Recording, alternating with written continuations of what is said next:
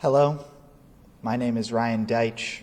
I am 22 years old, and I was born and raised in South Florida. I am a survivor of the 2018 Marjory Stoneman Douglas High School massacre, a mass shooting that happened on Valentine's Day in which 17 individuals, students and educators,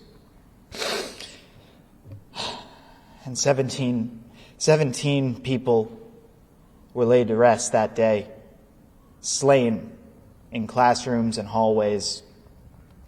17 more were injured. Despite that happening in February of 2018, this is an event that still sticks with me and the countless other members of Parkland and everybody else who was impacted or affected by the tragic bloodshed that happened that day. I come to you as a student, as an American, as a Jew, and I come here speaking on these issues because this has gone on for far too long and affected far too many. We cannot allow this to continue. We have a moral and ethical obligation to keep our people alive, to make sure that children can live out their childhoods and make it to adulthood. We have that obligation. And it is a failure of this country and a failure of our culture, a failure of our government, the fact that this is a problem that we have today and have had for far too long. You have heard many people say, as part of this people's filibuster, and you have heard many others throughout the country state the fact that gun violence is the leading cause of death for America's youth. If you're under the age of 25, the most likely cause of death that you face is a bullet. Beyond that, the other causes of death, automobiles, drugs, and accidental injuries, all of these things are not due to the young people themselves, but to a system and a society that has failed them. We have to ensure that we are creating a world where our children can grow up in. We have to ensure that we are living in a world that we are not traumatizing individuals on a daily basis as we are. I am traumatized from the MSD shooting and from the work that I have completed along many gun violence survivors afterwards. This stays with me. I attend therapy. It is not free. Mental health care and resources must be expanded in this country for the well-being of all who have been impacted by this issue and for the well-being of all people, because we could use some mental health care and some general health care in general. But in terms of gun violence, we need to be making sure that we are addressing firearms. I don't believe that if somebody is truly acting in self-defense, if they want to defend the lives of themselves and their family members, and they are truly at risk, that is something that they should have a right to do. Sadly, that right is not absolutely protected for all peoples in this country.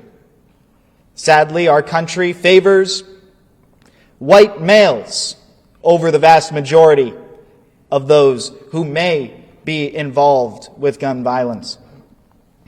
White supremacists I see, like the MSD shooter, be dragged away in handcuffs alive, ready for the justice system to take them on for decades, using taxpayer dollars all the way. I come to you today grieving and in pain as somebody who has seen this issue impact far too many, young and old. We need to be ensuring that this nation is taking care of our people. And we need to be ensuring that we are addressing this issue using all the tools at our disposal. I call upon the members of Congress to take action on this issue. The alleged bill that the Senate is currently working on, I find to be quite inadequate. But I would be remiss if I did not mention that this is supposedly the closest piece of federal gun violence prevention legislation that we have had in almost 30 years. 1996 being the last major year in which something was passed before I was born, before many people who have now been impacted by this issue were born. It has been said that weapons like the AR-15 ought to be banned in this country, but there are those who say it is too popular for sportsmen and for recreation. And I say to that, are we going to value the lives of our children, the safety of all peoples, over someone's recreational or sports activities? I feel we have a lack of fair prioritization in this country as we talk about baby formula shortages, fuel shortages, and abject poverty across this nation. We fail to prevent violence, and we fail to keep people safe. I feel we have to redefine public safety, public security, and public health, for we have not met that for all peoples. Sadly, after the 2020 protests, the Black Lives Matter movement having the largest mass mobilization in our nation's history, a collective punishment was placed upon those communities who all they were asking for was to stop being shot and harmed by the police, state agents who are paid for to protect and serve.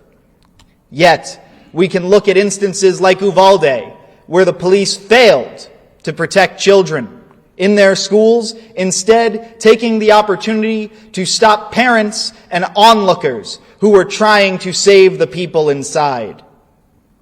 We have to reconcile with what gun violence is. We have to reckon with this problem, and we cannot narrow it to simply schools. We cannot narrow it to simply children. We must expand what we are talking about when we say gun violence. I truly believe that we cannot address this issue unless we address America's unchecked military and police spendings. That does not mean we should not spend on safety and security, but it means we must question where those dollars are going, how we are spending it, and what we are going to do to ensure that we are actually safe and secure in this nation. We must address America's militarism abroad, the guns in which we are flowing to far too many nations, in which far too many are facing gun violence due to us. I call upon members of Congress to act against this issue, to stand with the American people against the weapons lobby, to make sure that we are fighting for a safer America, to make sure that we are creating a safer America. And I call upon the members of Congress to pass legislation that is aimed at doing so. I believe that the House package is a fair package to start with, much, much more fair than the Senate. But I do still believe that the Senate package, if, as they have said, I believe it can do something to also help with this issue. And I think it is worthy a cause to take up. I call upon the Republican Party to take this matter seriously. It is insulting, downright insulting, to hear leading members of the party talk about absurd solutions like arming educators and taking away doors. This is an absurd response to dead children. It is an absurd response to America's gun violence epidemic, and it is insulting to the American people and everybody who has been impacted by this issue, a list that continues to grow with the inaction at the federal level. And I would be remiss if I did not mention the fact that the solution that many pose who are for changing our status quo, vote. While I believe our electoral system has power and can help, for the American people, for America's youth, For the children of Uvalde, they won't be able to vote for some time now. We cannot simply wait for the next mass shooting. We cannot simply wait. We must act on this now. We are already too late. Far too many have died. Far too many have been injured. Far too many communities have holes in them. Families are missing members. And it is just an absolute tragedy. I want to center the humanity of this issue. For there is a phrase in the Talmud, translated, it is to save a life, to save the world entire. One life can amount to so much, can create entire worlds. Thinking individuals are able to, in the very literal sense, have families and multiply, but also who they impact, who those people touch within their lives, and who those people go on to touch. By having people slain, especially children at such young ages, such vast potential is lost in our society. I will speak to one individual who I knew. Carmen Centrup was a student at Marjorie Stoneman Douglas High School. And she had a goal. She wanted to work on curing ALS. And I will tell you, as somebody who knew her, as somebody who would see her in school, in classes, I truly believe that she, if not curing the disease entirely, would have made great headway into relieving far too many who are inflicted by this horrible illness. But because she was slain in a classroom, the age of 16, she won't be able to work on that. Her family misses her, her friends miss her, her community misses her. And that is just one story.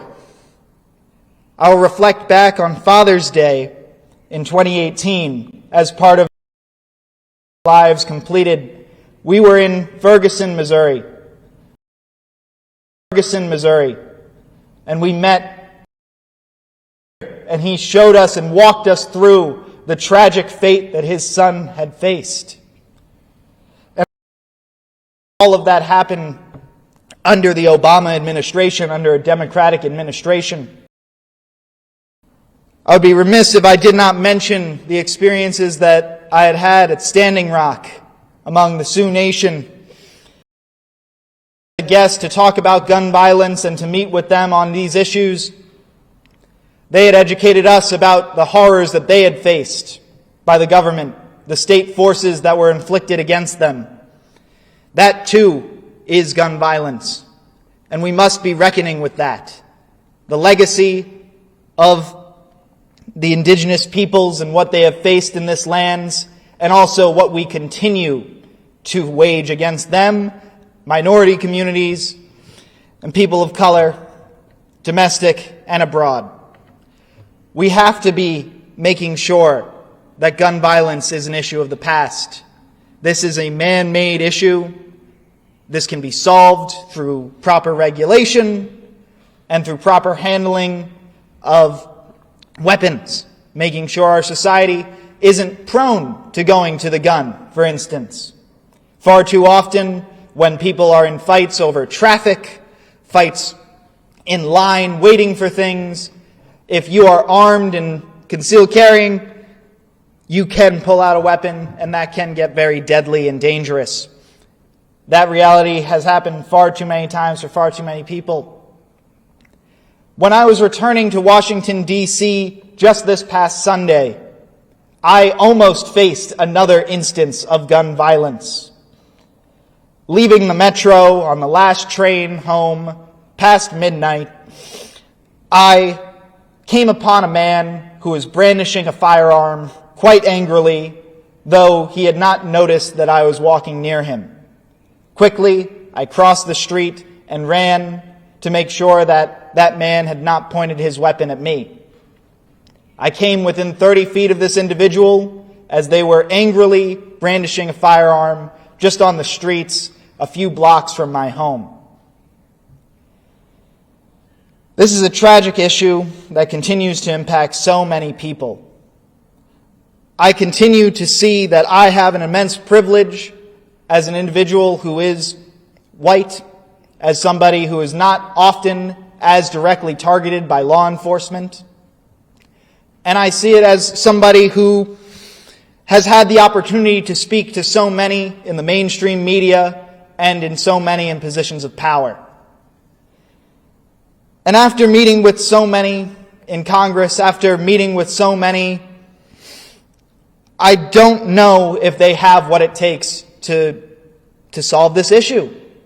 I don't know if they have the backbone. Like I said, Congress is rubber stamping police and military spending, not taking second thought to what our cops and soldiers are doing to people. And I truly believe that if you are against gun violence, you must not draw lines at nationality, at ethnicity. I believe a human life is a human life, and if you believe the same, we must be doing all within our power to end this violence. To the American people, I say, organize. Do what you can within your capacity. That doesn't mean that you have to travel across the country, as I have. That doesn't mean that you have to lobby and meet with every member of Congress, as so many have. It just means doing what you can using your strengths to ensure that this issue is addressed. Doing what you can with your family, with your friends, colleagues, co-workers, loved ones, community members. Doing what you can in your capacity. I will share with you a little bit more of my personal story. Prior to the MSD shooting, I had a goal of going to Chicago to work in improv comedy. And I felt I wanted to do this because I wanted to make people happy, I wanted to make people laugh. But I took those skills after the tragedy that befell my high school, those skills of public speaking, those skills of gathering crowds and getting attention, and I aimed that towards political good, towards ensuring that no one else had to face this issue, that no one else would have to experience what me and my friends had experienced, and to lose loved ones to this awful issue that is gun violence. I was a busboy at a fancy restaurant prior to the work that I completed, making less than minimum wage plus tip. And I have to say that all of this work, as difficult as it is, as hard as it is to get up and speak on these issues, to reflect on my experience, because I will say, as a survivor, having to reflect and repeat these stories is re-traumatizing.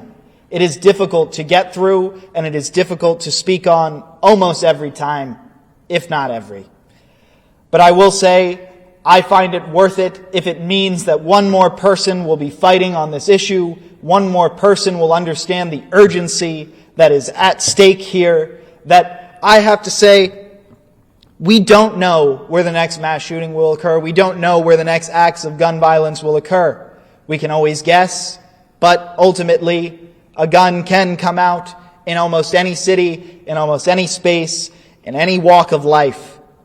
And we have to accept that reality right now because that is our reality. But I don't think we should be accepting it for our children, for our future, and we must be standing against it. We must be making sure that we are doing everything in our power to keep people safe. We must be doing everything we can to ensure that gun violence is a thing of the past. Children do not deserve this. People do not deserve this. This has impacted far, far too many people. And I have to say that working with faith leaders across this nation has been a quite rewarding experience, but the most rewarding experience is working with children. Working with the young people who see the urgency, who don't care about the red tape. They see a bureaucracy, they see the federal government saying, oh, well, that'll take time, we can't do this, we can't do that. And then they just ask with open eyes and open hearts, why? Why can't we? Why can't we move heaven and earth to save some children? Why can't we do more to ensure that people are safe and secure in their homes, in places of worship, at movie theaters, at grocery stores, at yoga studios, and in far, far too many other places that have experienced this violence regularly? We have to be ensuring that we are doing all we can to keep people safe. And sometimes that means taking matters into our own hands. I truly do believe that I don't necessarily know if our government will be able to respond properly in its current iteration. And the most radical opinion of mine, based on the experiences in trying to solve this gun violence issue, I believe that perhaps it would be time for the American people to start a conversation on a constitutional convention. Not to take away rights, but to enshrine them. To protect all peoples, to ensure that our rights are for all peoples and are not privileges given to the few.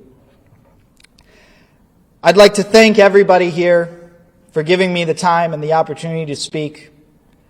I'd like to thank the People's Filibuster for putting together such an amazing event and for taking the time to show the urgency of this issue. Thank you so much for your time. And like I said, this is a human issue. Lives are being lost. Every day of inaction is more life lost. And that is something that we should not accept. Thank you.